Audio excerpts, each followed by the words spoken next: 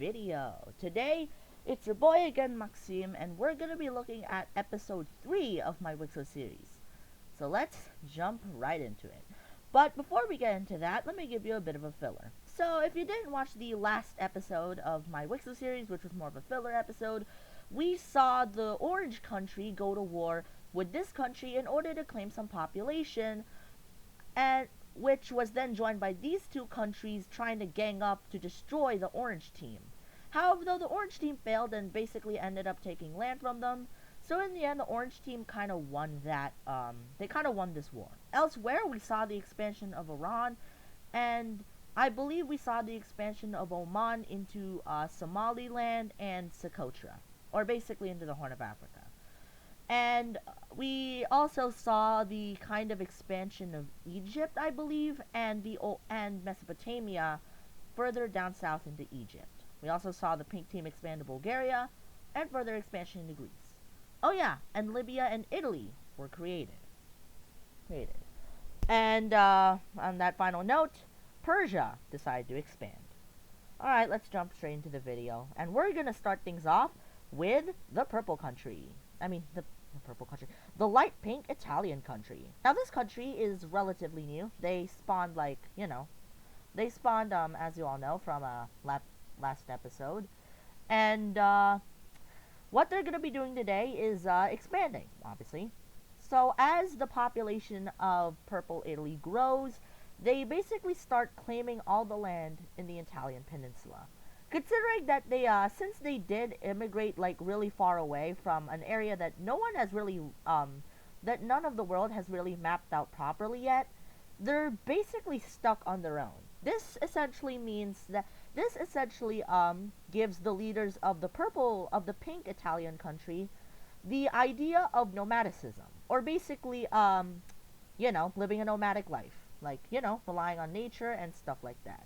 So as they slowly grow over the years, they basically start learning about what it means to live in the wild and to basically be a nomadic nation, as they eventually start conquering the interior of Italy. From there, they're basically going to be stopped, or rather they're going to stop because of the Apennine Mountains that basically stretch down the Italian peninsula. So for those of you who don't know, the Apennine Mountains stretch down Italy like a spine, something like that. So it kind of hinders their movement, which basically prompts Pink Italy to start expanding into Naples instead, around the heel of the boot area of Italy. So eventually, over the years, they managed to fully conquer it, while securing some supply lines running to and from their capital.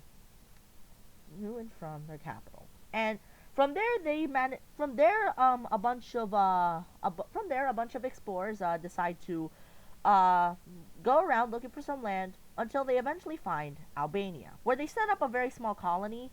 Because if you remember, these guys decided to move to Italy because they wanted to avoid all the war that was going on here, and they basically didn't decide to move into Albania or other parts of Greece because they all thought that this area, the Greek area, or the Balkans rather, was all part of some bigger landmass. By this point, remember in episode 2, the purple country had managed to map out roughly around this area, including this part of Moria. So, yeah. However, this means that their Albanian colony will actually be rather small, and that's basically Italy's intention. They don't really want to expand in other foreign lands, but in Italy. So over time, they eventually start expanding more and more into Italy. From there, they expand into they now begin to expand around the tip of the boot, basically going from behind, until they eventually are stopped by the Apennine Mountains. They eventually do a little bit of northern expansion, and from there, they decide to stay still. Now, elsewhere in Libya, we see the Libyan country beginning its expansion. As they start expanding into around the coast of Libya. Libya will try to do what the Qatar country has been doing, and that is to expand into the desert. However, though, they don't really expand that much because of how obvious of how deserted it is. deserty it is, but they do find some savanna areas, or they do still find some, or rather they still find flor some floral areas. So they basically decide to expand a bit further until they eventually meet basically sand, where they'll basically start expanding around the coast all the way up until they reach this area of Libya. From there, they're going to stop because they're very large. And remember, once again, just like the pink team, this is taking place within the span of years. But what happened to the other parts of the world during those years? Well, we see this country, or rather the pink country, expand into Greece and basically around the northern half of the northern half, or actually no, the northeastern half of northern Greece. From there, they're gonna start expanding, or rather, they'll of course start thickening their territory like from behind, basically adding supply routes and stuff like that, until they eventually stop. Because decide to start expanding into central Bulgaria. However, though, because of the mountains here, they aren't really able to do much. But they do manage to set up colonies around the foothills of the mountains, and from there they basically start moving up into Romania, and that's basically where they'll stop. Elsewhere in the Purple Country, they managed to complete the conquest of Moria, completely taking over the peninsula.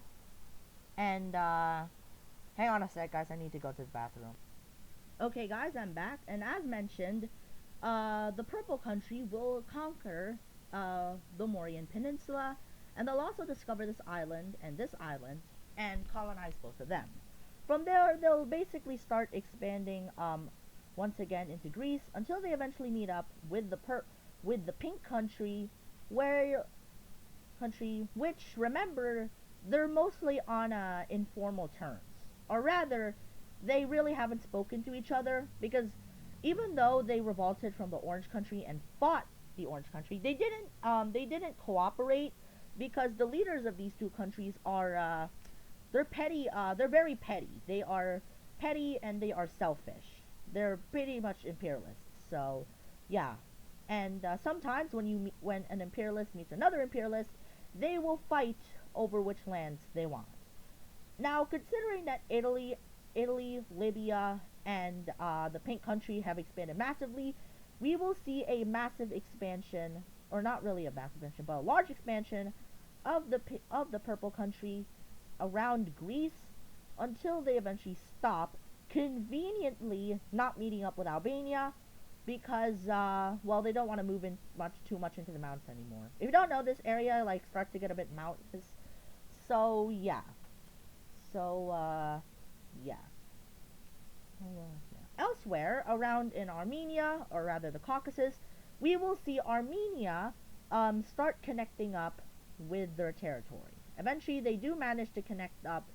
They do manage to link up their claims around the Russian, around the Sochi area, as well as southern Dagestan, and from there they'll slowly but surely start to conquer the Caucasus Mountains. However, though, it's a very slow process, because even though they are training themselves to cross mountains, considering that there are mountains around here, around the Caucasus and around their Turkish lands. The Caucasus Mountains are like serious mountains. They're really tall. They're one of the, I think they're like one of the most major, they're one of the major mountain ranges of the world. So slowly they will start to conquer the Caucasus until eventually some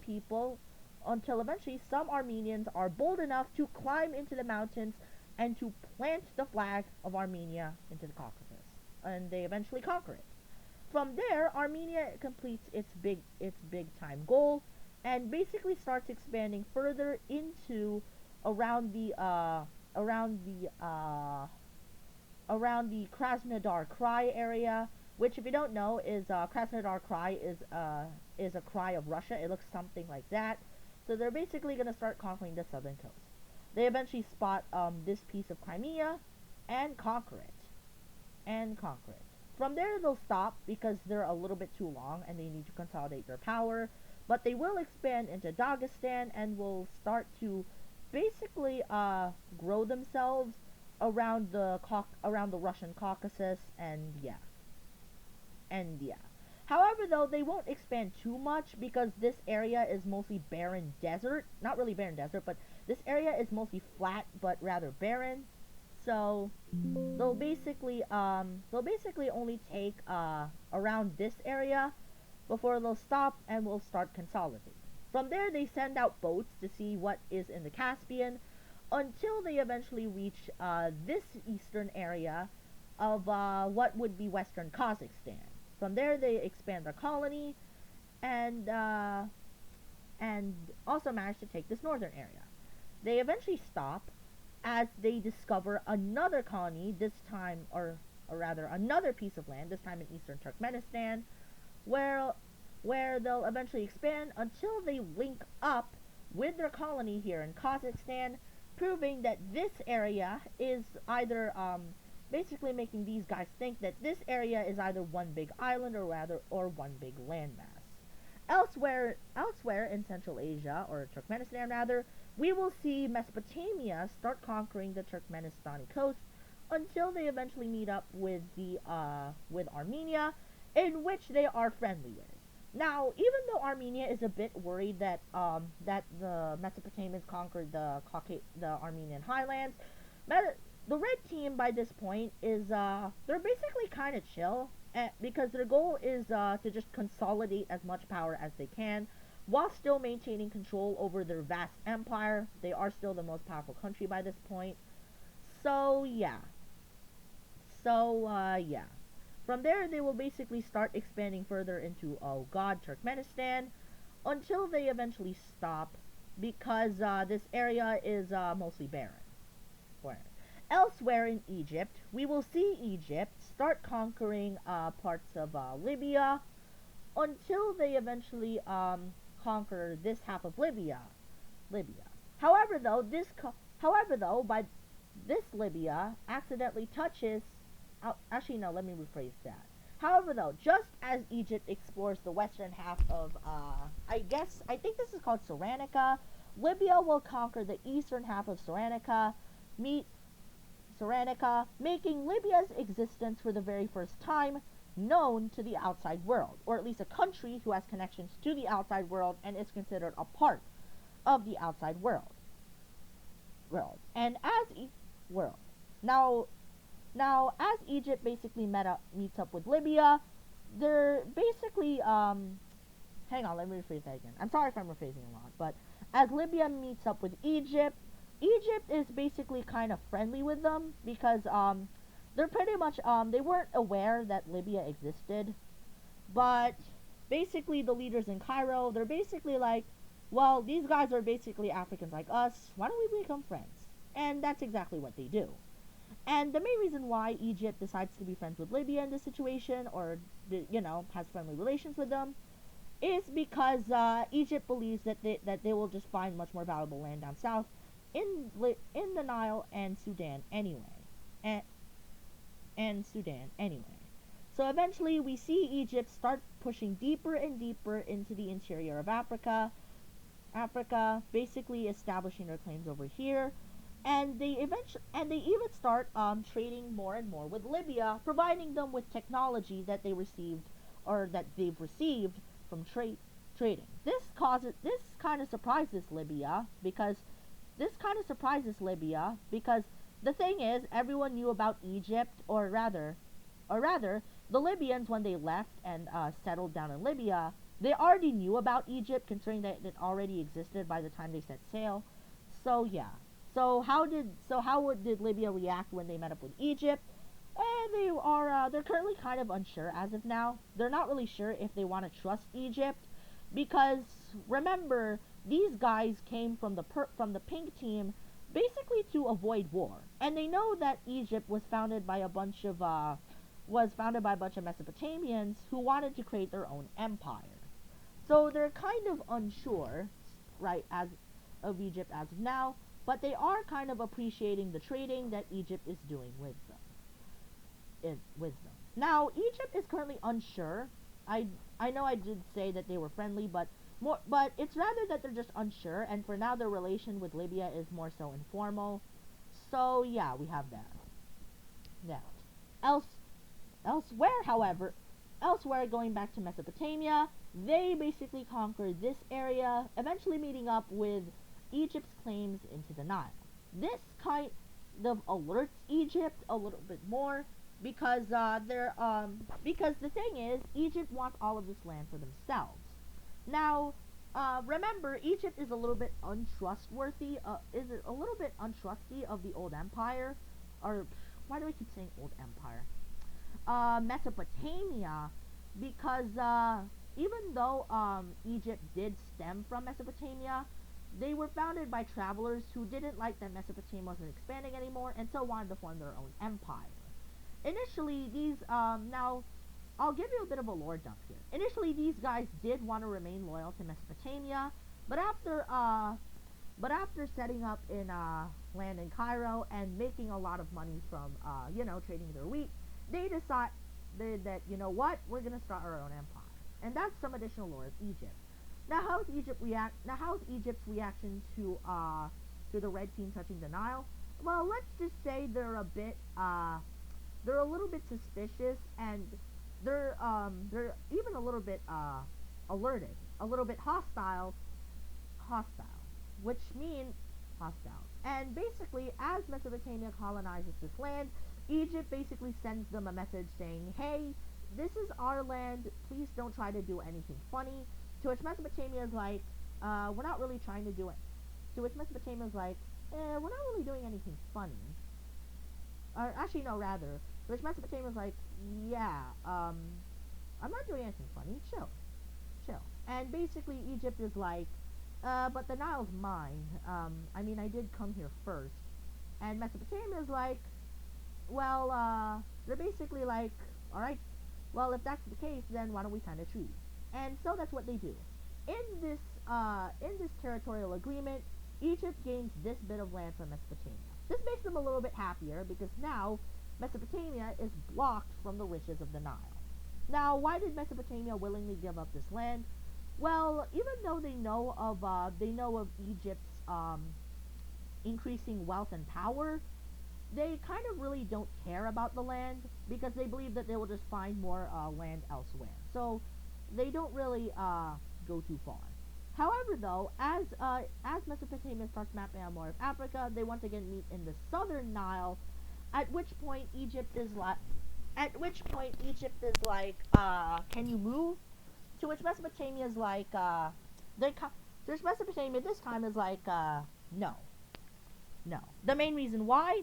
Well, Mesopotamia kind of sees Egypt's suspicion as, well, let's just say they kind of see Egypt's suspicion as something that Egypt shouldn't worry about. Basically, they don't think Egypt should be worried because, I mean, they're just mapping out Africa and taking what's theirs.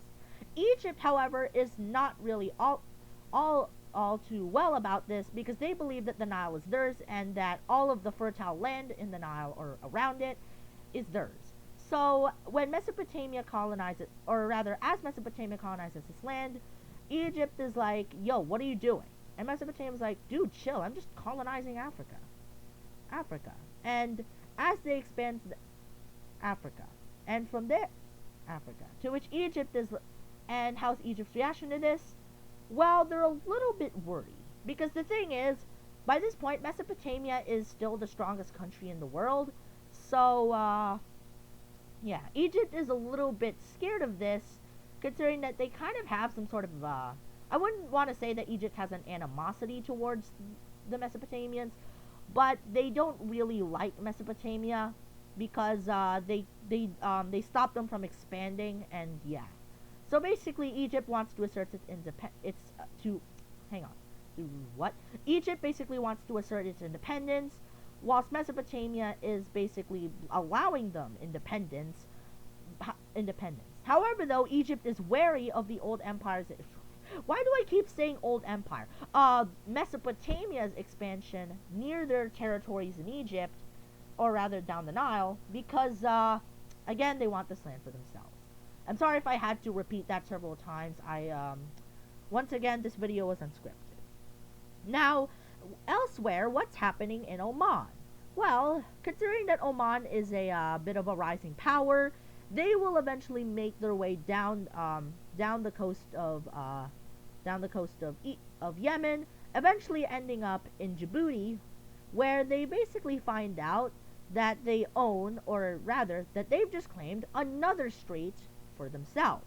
This actually makes Oman happy because now, by this point, they've basically armed the Strait of Hormuz, and now they have just discovered another strait which they can control. This makes Oman pretty happy, which basically prompts them to just start expanding into Yemen much more. And this also prompts their Djiboutian colony to start expanding. Well, however, though, they do not yet meet up with their Somalilander colony because that's still a little bit far away. At least after a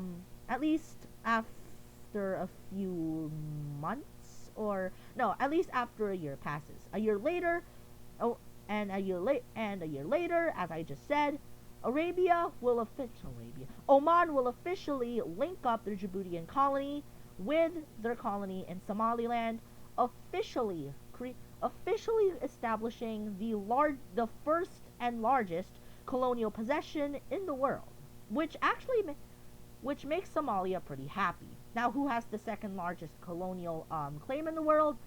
Or actually, no, hang on. I think no, it's actually the purple team who has the largest colonial claim in the world because of Greece, whilst Oman has the second largest claim as of now. This makes Oman pretty happy, so they basically start investing more into the expansion of Somalia. And as they expand to Somalia, they eventually start expanding down into Yemen, conquering more of the desert, whilst also conquering some of the Yemeni coast. Elsewhere in Qatar, we only see Qatar's ego not faltering. Is that even a word? No. We only see Qatar trying to support its own ego by expanding more and more into the Arabian desert, meaning mostly nothing but, well, desert. Eventually, this basically starts to cause some discontent within the population, who thinks that this expansion is, who are starting to think that this expansion may not be worth it, especially after receiving news that Oman just touched like the western coast of Arabia. And so people start to revolt. The government of Qatar, who by this point is still hoping for power, or rather still hoping to gain more land to increase their power, starts cracking down on these protesters.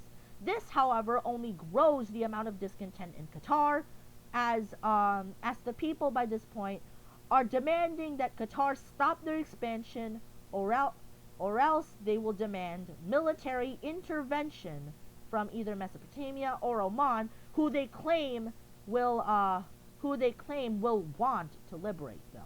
Now this kind of scares Qatar. However, though, they will not submit, as Qatar only continues to expand. Eventually, the protests start getting worse and worse, until eventually Qatar meets full-scale revolution.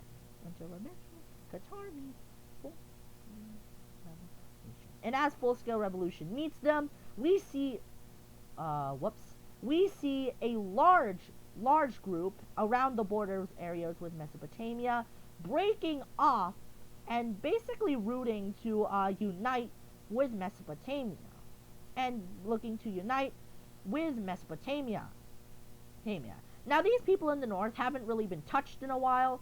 I mean, at first they had interactions with the Qatari government, but after Qatar started after Qatar started investing greatly into their desert campaign, they kind of began getting left out, which as you can see, kind of made them furious, and now they're revolting to join Mesopotamia for stability. Elsewhere in the east, we see another group pop up. This time, a light yellow revolt supported by, well, the yellow team. And actually, hang on, that looks like they're invading. So there you go. Now, elsewhere in the now, as I was saying, in the UAE areas of Qatar, we see a large pro-yellow team revolt happening around the southern and eastern areas of Qatar. And now we see the start of the Qatar Civil War. Now by this point, Qatar has a pretty good military. They considering that they have been here since episode 1. Qatar's military is obviously going to be much better than a bunch of starving revolutionaries. So they will start beating down on the revolutionaries in the pro-Mesopotamian revolutionaries, and they do it brutally. They want to show a message to these protesters, basically saying that if you try to revolt, we will kill you. And so that's what they do. They start killing these areas until they reach the border of Mesopotamia. Now, how's Mesopotamia's reaction to this? Well, Mesopotamia is kind of neutral about this whole situation. However, though, as Qatar touches their border, they start getting a bit concerned, and they're basically saying to Qatar, like, "Hey, don't try and do anything funny with our people. This is your people, and we're not supporting them." To which Qatar is like, "Yeah, sure thing." To which Qatar's like, "Yeah, sure thing." But secretly, Qatar's plan is that if these revolutionaries will retreat into Mesopotamia, they will march into Mesopotamia to kill these protesters. And as they start wiping out more of these protesters, that's eventually what they do, and they eventually all retreat to Mesopotamia, where Qatar accidentally invades them and accidentally kills a bunch of Mesopotamian soldiers and civilians in the process. And this is the final straw for Mesopotamia. As Mesopotamia sees the Qataris accidentally expanding into their land, they're basically like, "Did you just kill our own citizens?" And Qatar's like, I was only chasing down the revolutionaries." But before they can even send that message, Mesopotamia declares war and absolutely steamrolls through the Qatari army. They move down the coast of Arabia until they eventually start nearing the Qatari Peninsula. And as Mesopotamia advances ruthlessly into Qatar, the colonists who immediately got moved here, straight up join Mesopotamia in revolt against the Qatari government. Elsewhere, we see the yellow team who by this point are pretty much more powerful than Qatar, basically supporting the revolt as the People's Revolution, as the pro-yellow team faction starts gaining land rapidly, meeting up with the Mesopotamians, in which they are friendly with. Now, by this point, Mesopotamia and the yellow team have a good relationship, as Mesopotamia basically sees the yellow team's story of being pushed around and of being forced by Qatar to, basically colonize this area as tragic. And as they start dividing up Qatar, Mesopotamia is like, yo, Oman, want to sign an alliance? And the yellow team is basically like, well, sure thing. And as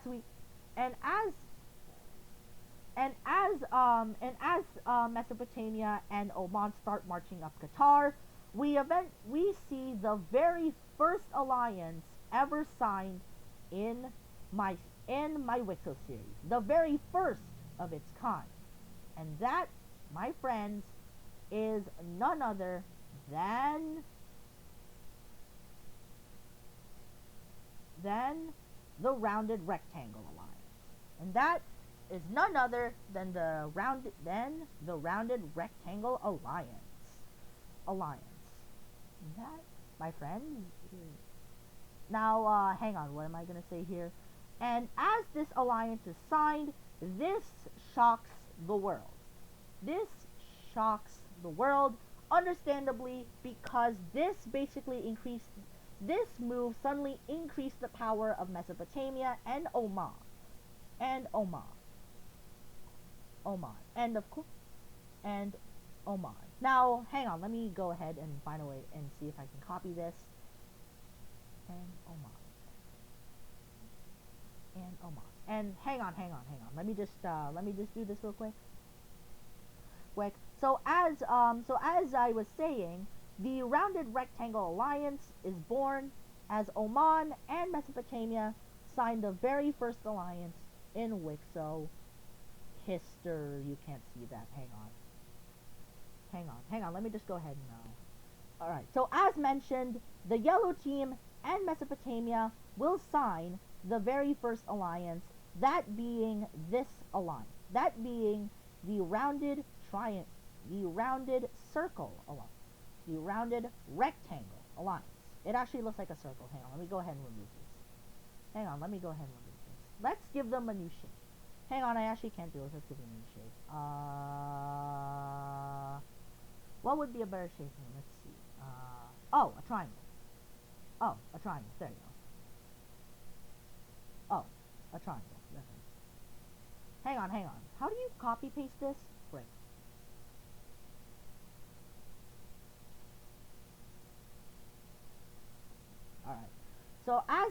Alright. So now the right triangle alliance. Alright. So as I was saying, the right triangle. What the hell is going on? The right triangle alliance is born, and this alliance absolutely terrifies the rest of. And what was I gonna say again?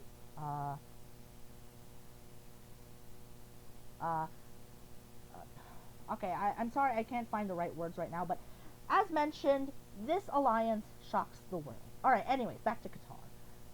As Qatar starts, as the yellow team and the red team start moving up into Qatar, we eventually see the Qatari government starting to get a bit scrambled up in their capital at Doha. Eventually, some of the Qatari government starts to save themselves by retreating to Persia. However, though, Persia, like an absolute gigachad, kicks them out and basically sinks their ships into the sea when they try to force their way into this little island over here. Eventually, this basically leaves Qatar with no more government, as the yellow team and Mesopotamia work together and jointly occupy the capital of Qatar, eventually prompting, well, the remainder of Qatar to fall over to Mesopotamia and the yellow team. Alright, and with that being said, let's go ahead and see the peace treaty.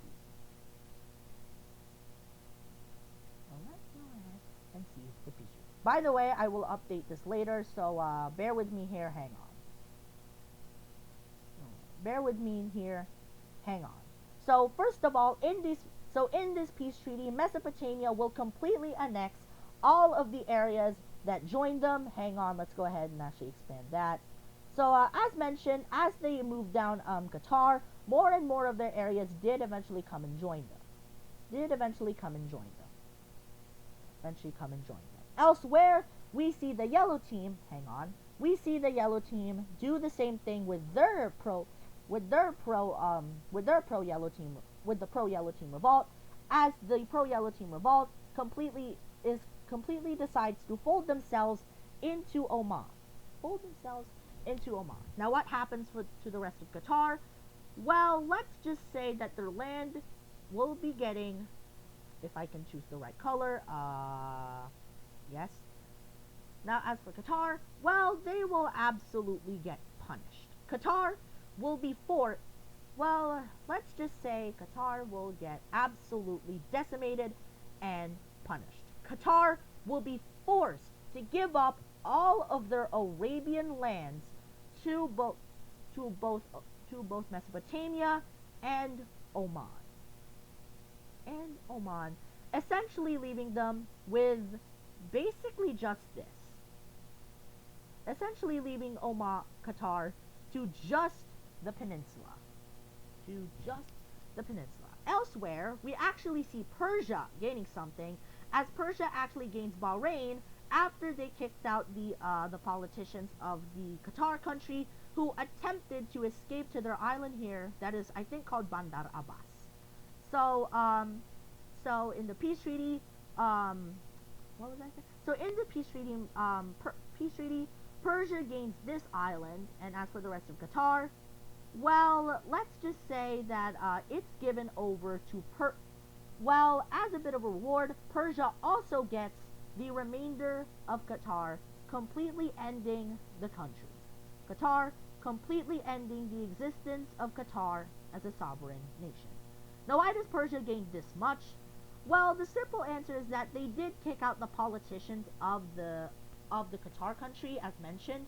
And by this point, the Qatar country's politicians were very unpopular with the people, so they decided, let's just go ahead and kick out our government and kick. So the Qatar country basically decided, let's go ahead and join with with Persia, because they saved us from being retaken. And that's exactly what they do. Persia completely annexes Qatar in the peace treaty, and while we're at it, they even get some additional land from both Oman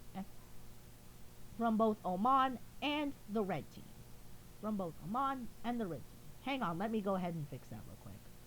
Hang on, let me go ahead and actually no, hang on, let me go let me go ahead and fix that actually. Oh yeah, as mentioned, in the peace treaty, Persia will be gaining some additional land land around Qatar, and now this is what the new border looks like. As you can see, Qatar is completely gone, and as mentioned, I am going to be fixing the map, and as mentioned, I am going to be fixing the map. I'm going to be fixing the map now, and now what we see as we saw earlier, we will see the signing of the very first alliance in WICSO. A power alliance that is sure to kind of shock the world. That is sure to essentially shock the world. If I can find the right color of yellow, that is. And now, there we go. And nope, there we go. And there we go. So now we will see the first alliance ever founded in my WICSO series. That will be the right triangle pact, otherwise known as the Doha Pact, that will be signed between Persia, Mesopotamia, and Oman.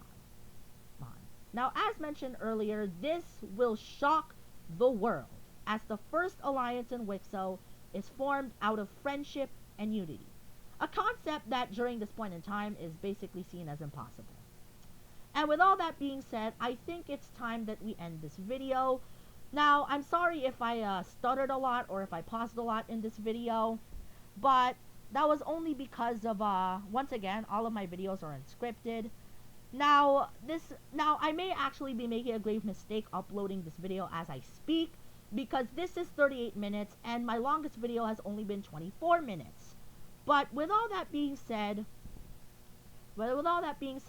I hope you enjoyed this third episode of WICSO. Again, I'm sorry if I spoke very crookedly. And if there were like a lot of things I had to fix, like mid-recording. Yeah, if you don't know, I don't really cut my videos or pause my videos. So, yeah. But with all that being said, thank you for watching the episode 3 of my WICSO series. I hope that I can actually upload this video. And I'll see you next time in the 4th episode of WICSO. Alright, see you guys.